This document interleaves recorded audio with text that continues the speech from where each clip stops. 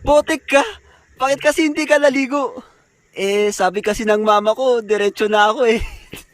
Lumabas yung doktor at sinabi na, ikaw, pinsan mo ba to? Opo, dok. Pakisabi nga sa nanay niya, paliguan mo na to. Ang baho-baho eh. Pinipigilan ko tumawa nung time na yon at sinabi ko na lang sa pinsan ko na, uy, uwi ka muna, ang baho mo daw. Di bali, malapit lang bahay natin. Umuwi muna yung pinsan ko at ako na yung sumunod. Next! Okay, this is it, Pansit. Road to becoming a great man. So, pinahiga ako ng doktor sa isang mahabang table. Bakit table? Siyempre, libre lang naman to.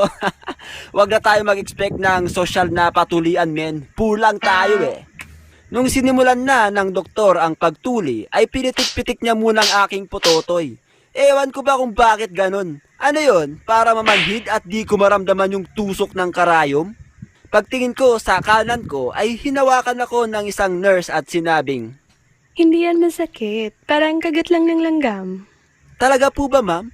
Buti na lang andito kayo. And boom! Tinusok na nga ang langgam sa akin at tinuli na ako. After ko matuli ay sinabi nung nurse na picturean daw ako. Hello, pwede ka ba naming picturean? Ay, sige po ma'am, basta ikaw. Siyempre, tuwang-tuwa ko noon sa picture na hindi ko alam na para sa documentation pala nila yun. Visit! Shout out sa mga nurse na nagpicture sa akin. Sana meron pa sa inyo yung picture ko. Pagkatapos ng Operation Tuli, ay umuwi na ako kasama yung pinsan ko para magpagaling. Sinabi ng mama ko na magsutaw ako ng palda para hindi daw masaktan ang aking pototoy. At iwasan daw ipakita sa mga girls para hindi mag-blush.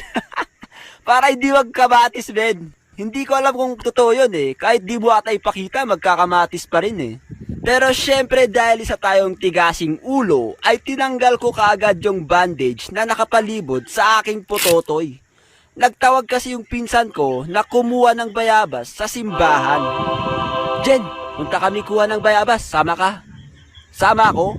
Di nyo ba alam nakakatuli ko lang? Ay, sayang, madami pa naman bunga ng bayabas ngayon, di ba? Tara na, di daw siya makakasama Nasa proseso siya ng pagiging isang tunay na lalaki. Damn! Hindi ito maaari. Kukuha sila ng bayabas. Sandali! Sasama ako. What? Seryoso ka, pre?